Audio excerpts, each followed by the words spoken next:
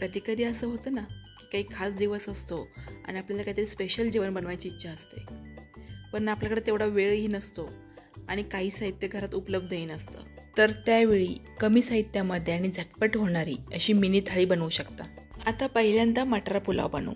त्यासाठी मी 1.5 वाटी कोलम तांदूळ स्वच्छ धुवून 10 मिनिटांसाठी भिजत ठेवून दिले. आणि तांदूळ भिजतायत तेवढ्या वेळेमध्ये मी बारीक कांदा चिरून घेतला, खडे मसाले एकत्र करून घेतले, आलं लसूण पेस्ट बनवून घेतली आणि पुलावसाठी गॅसवर पाणी उकळायला ठेवून दिलं. आता पुलाव बनवण्यासाठी गॅसवर कुकर ठेवला आणि त्यामध्ये 2 चमचे तेल गरम करून घेतलं.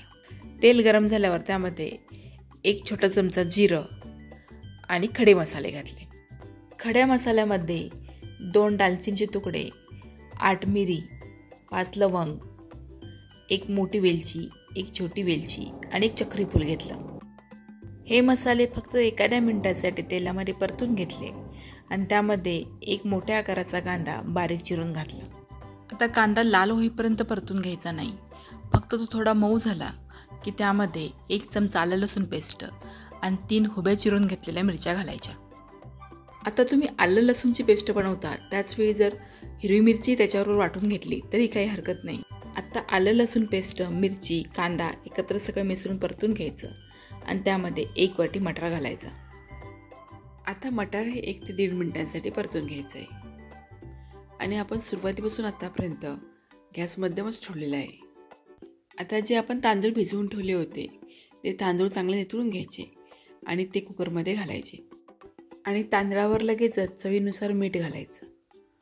आता सगळं एकत्र मिसळून घ्यायचं आणि 2-1 मिनिटांसाठी तांदूळ हलक्या हाताने परतून घ्यायचा. तांदूळ जास्त वेळ परतायचा नाही, कारण आपण तो भिजवून घेतला आहे, त्याचे दाणे मोडू शकतात. आता यामध्ये आपल्याला गरम पाणी घालायचं आहे. आपण पुलाव करण्यापूर्वी दुसऱ्या गॅसवर गरम पाणी करायला ठेवलेलं आहे. इथे मी 1.5 वाटी तांदूळ घेतला आहे. 1 वाटीसाठी 1.5 वाटी पाणी, या प्रमाणात 1.5 वाटी तांदळासाठी 2.25 वाटी पाणी घालायचं आहे. आपण पाणी जेव्हा गरम करायला ठेवतो तेव्हाच ते मोजून ठेवायचं, म्हणजे आपला अंदाज चुकत नाही. आता हे सगळं एकत्र करून घ्यायचं आणि यामध्ये अर्धा चमचा गरम मसाला आणि 1 चमचा तूप घालायचं. मी इथे गरम मसाला घातला आहे पण तो शूट झाला नाही. मी इथे गरम मसाल्याचं प्रमाण कमीच ठेवलं आहे, कारण आपण खडे मसाले वापरले आहेत. आता यामध्ये अर्धा लिंबूचा रस घालायचा. यामुळे पुलावाला चव तर चांगली येतेच, पण पुलावाला मसाल्याचा रंग चढत नाही आणि पुलाव एकदम मोकळा सुटसुटीत होतो. आता कुकरला झाकण लावून मध्यम गॅसवर 1 शिटी आणि मंद गॅसवर 1 शिटी घ्यायची आहे. आता पुलाव तयार झाला आहे. कुकर थंड होईपर्यंत शिरा बनवून घेऊ. शिरा बनवण्यासाठी मी 1 वाटी रवा आणि 1 वाटी साखर घेतली आहे आणि त्याबरोबरच 1.5 वाटी दूध आणि 2 वाटी पाणी एकत्र मिसळून घेतलं आहे. आता तुम्ही दुधाऐवजी फक्त पाणी घेणार असाल तर 3.5 वाटी पाणी घेऊ शकता.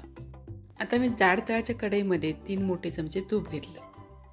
तूप चांगलं गरम झालं की त्यामध्ये 1 वाटी रवा घालून घेतला. आता मी एका बाजूच्या गॅसवर रवा भाजून घेणार आहे आणि दुसऱ्या बाजूच्या गॅसवर मी पाणी आणि दूध जे मिसळून घेतलं होतं ते उकळायला ठेवून दिलं आहे.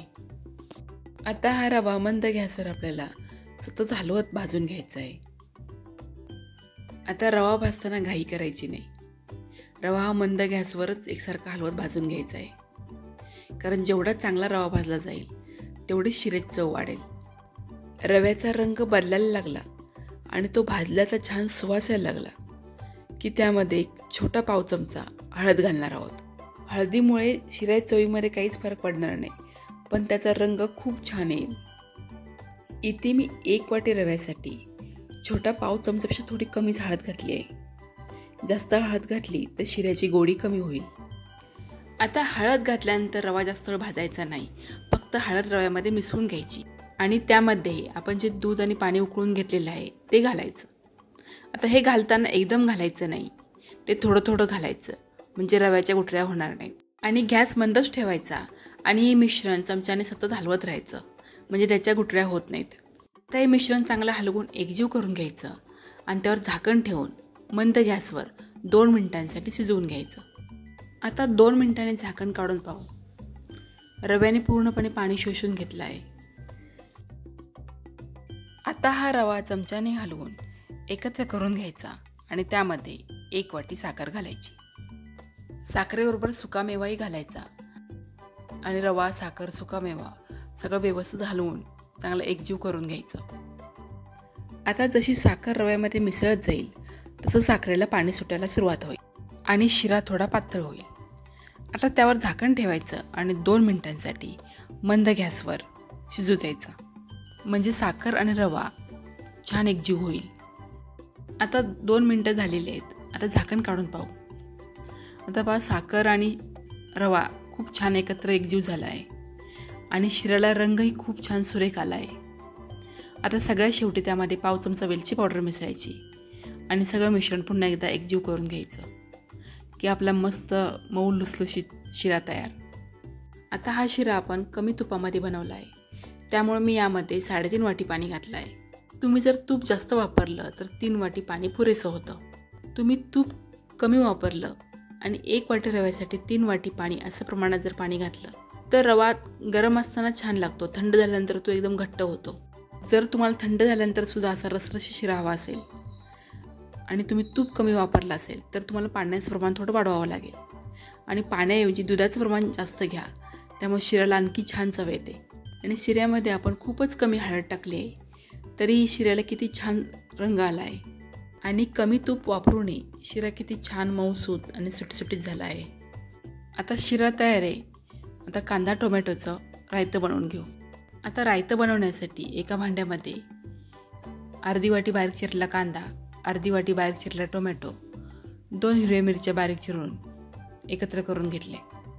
त्यामध्ये चवीनुसार मीठ, अर्धा छोटा चमचा साखर आणि मोठे 4 चमचे दही मिसळून घेतलं.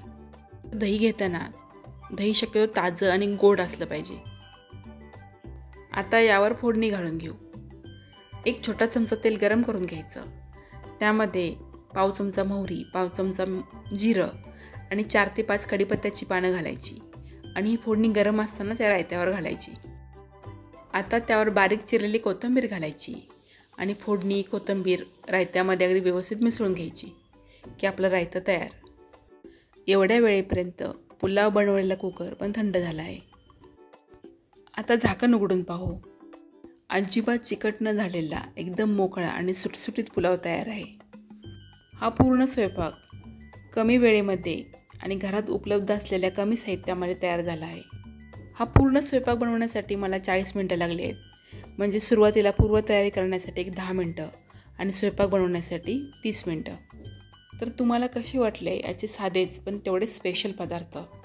तुम्हाला यापैकी कोणता पदार्थ जास्त आवडला मला कमेंट करून नक्की सांगा. व्हिडिओला लाईक, शेअर आणि कमेंट करा.